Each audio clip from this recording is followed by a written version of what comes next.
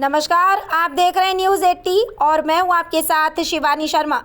उत्तर प्रदेश की राजनीति, मौसम, किसान, अदालत और बड़ी प्रशासनिक खबरों के साथ हाजिर है आज की 15 फटाफट बड़ी खबरें। तो चलिए शुरू करते हैं आज का सुपरफास्ट बुलेटिन। उत्तर प्रदेश के मुख्यमंत्री योगी आदित्यनाथ ने बढ़ती आर्थिक चुनौतियों के बीच बचत, स्वदेशी और संसाधनों के विवेकपूर्ण उपयोग पर जोर दिया। उन्होंने मंत्रियों, सांसदों और विधायकों को सप्ताह में एक दिन नो व्हीकल डे मनाने और सार्वजनिक परिवहन अपनाने के निर्देश दिए। सरकारी बैठकों और कार्यशालाओं को अधिक से अधिक वर्चुअल माध्यम से आयोजित करने की बात कही गई। बड़े उद्योगों और स्टार्टअप्स में सप्ताह में 2 दिन वर्क फ्रॉम होम लागू करने की सलाह देने को कहा गया। National highway authority of India ने लखनऊ कानपुर एक्सप्रेसवे का निर्माण पूरा कर लिया है और अब इसके लोकार्पण की तैयारी तेज हो गई है। उद्घाटन कार्यक्रम के लिए एक्सप्रेसवे के रेस्ट एंड सर्विस एरिया की जमीन और जाजमऊ पुल के पास 2 स्थान चिन्हित किए गए हैं।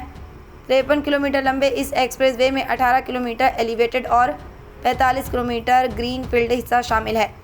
परियोजना की लागत करीब 4700 करोड़ है। इसमें 6 लेन हैं, जिन्हें भविष्य में 8 लेन तक बढ़ाया जा सकेगा। उद्घाटन कार्यक्रम में नरेंद्र मोदी समेत कई वीवीआईपी नेताओं के शामिल होने की संभावना है। उत्तर प्रदेश सरकार ने निर्माण श्रमिकों के लिए नई गाइडलाइन जारी कर पंजीकरण प्रक्रिया को आसान बना दिया है। अब श्रमिक केवल आधार कार्ड और पिछले 1 वर्ष में 90 दिन काम करने के प्रमाण में आधार पर आसानी से पंजीयन करा सकेंगे।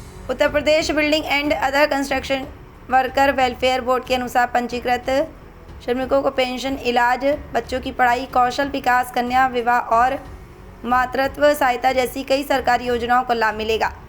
प्रदेश में अब तक 1.71 करोड़ से अधिक श्रमिक पंजीकृत हो चुके हैं। योजनाओं से जुड़ी शिकायतों के लिए टोल फ्री भी जारी किया गया है। उत्तर प्रदेश में जनगणना के तहत चल रहे स्वगणना अभियान ने रफ्तार पकड़ ली है। अब तक 13 लाख से अधिक लोग ऑनलाइन अपनी जानकारी दर्ज कर चुके हैं।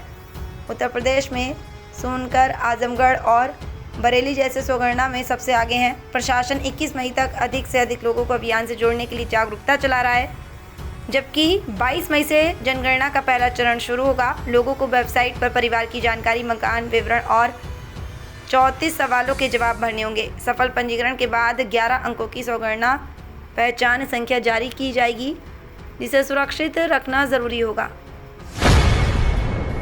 योगी आदित्यनाथ ने लखनऊ पहुंचकर प्रतीक यादव को अंतिम श्रद्धांजलि दी। वह भाजपा नेता अर्पणा यादव के आवास पहुंचे, परिवार से मुलाकात कर गहरी संवेदना व्यक्त की। 38 वर्षीय प्रतीक यादव का बुधवार सुबह निधन हो गया था। पोस्टमार्टम के बाद उनका पार्थिव शरीर परिवार को सौंप दिया गया। इस दुखद घटना के बाद भाजपा ने अपने सभी प्रस्तावित कार्यक्रम रद्द कर दिए हैं। अखिलेश यादव लगातार परिवार के साथ मौजूद हैं। प्रतीक यादव राजनीति से दूर रहकर फिटनेस और रियल एस्टेट कारोबार से जुड़े हैं। योगी आदित्यनाथ सरकार ने उत्तर प्रदेश के 7500 गौवंश आश्रय स्थलों को ऑर्गेनिक फर्टिलाइजर प्रोडक्शन सेंटर के रूप में विकसित करने का फैसला लिया है। इस योजना के तहत गोबर और गौमूत्र से जैविक खाद और प्राकृतिक कीटनाशक तैयार किए जाएंगे। सरकार का उद्देश्य किसानों की लागत कम करना, प्राकृतिक खेती को बढ़ावा देना और ग्रामीण क्षेत्रों में रोजगार बढ़ाना है। प्रदेश के आश्रय स्थलों में इस समय करीब 12.5 लाख गौवंश संरक्षित हैं। योजना में महिला स्वयं सहायता समूह और किसान उत्पादक संगठनों को भी शामिल किया जाएगा।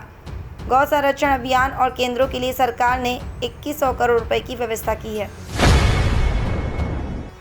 गोरखपुर अब इंटरनेशनल क्रिकेट स्टेडियम वाले शहरों की सूची में शामिल होने जा रहा है। योगी आदित्यनाथ 16 मई को गोरखपुर वाराणसी हाईवे स्थित ताल नदौर में 392.94 करोड़ रुपए की लागत से बनने वाले अंतर्राष्ट्रीय क्रिकेट स्टेडियम का शिलान्यास करेंगे। 46 एकड़ में बनने वाले इस स्टेडियम में 30,000 दर्शकों की क्षमता, 7 प्लेइंग पिच और 4 प्रैक्टिस पिच होंगी। यहाँ डे नाइट मैचों के लिए हाई मास्ट लाइट की भी व्यवस्था रहेगी। यह प्रदेश का चौथा इंटरनेशनल क्रिकेट स्टेडियम होगा और इससे क्षेत्र में खेल, व्यापार और रोजगार को नई पहचान मिलने की उम्मीद है। भारतीय रिजर्व बैंक ने ग्रेड बी ऑफिसर भर्ती 2026 के लिए आवेदन प्रक्रिया शुरू कर दी है। इस भर्ती अभियान के तहत कुल 60 पद भरे जाएंगे, जिनमें जनरल, डीपीआर और डीएसआईएम कैटेगरी शामिल है। उम्मीदवार 20 मई 2026 तक ऑनलाइन आवेदन कर सकते हैं।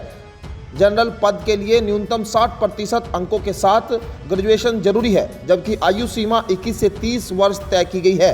आरक्षित वर्गों को छूट मिलेगी। आवेदन शुल्क सामान्य वर्ग के लिए 850 रुपये और अन्य वर्गों के लिए 100 रुपये रखा गया है। आवेदन प्रक्रिया पूरी तरह ऑनलाइन होगी। 14 मई यानी आज उत्तर प्रदेश में मौसम सामान्य रहेगा। गर्म और शुष्क रहने की संभावना भी है क्योंकि यह मई का मध्य समय होता है और इस दौरान उत्तर प्रदेश में लू का असर अक्सर देखा जाता है। पश्चिमी यूपी के शहरों जैसे मेरठ, आगरा, कानपुर और लखनऊ में तापमान 40 से 50 डिग्री सेल्सियस तक पहुंच सकता है। दिन में तेज धूप और गर्म हवाएं चलने की संभावना रहती है, जबकि रातें अपेक्षाकृत थोड़ी राहत भरी हो सकती है। कहीं कहीं स्थानीय बादल या हल्की बारिश की संभावना बन सकती है, लेकिन व्यापक राहत की उम्मीद कम रहती है। लोगों को दोपहर में बाहर निकलने से बचने और पर्याप्त पानी पीने की सलाह दी जाती है। तो ये थी आज की 15 फटाफट खबरें। अगर आपको वीडियो पसंद आया तो वीडियो को लाइक, शेयर व कमेंट जरूर करें। धन्यवाद।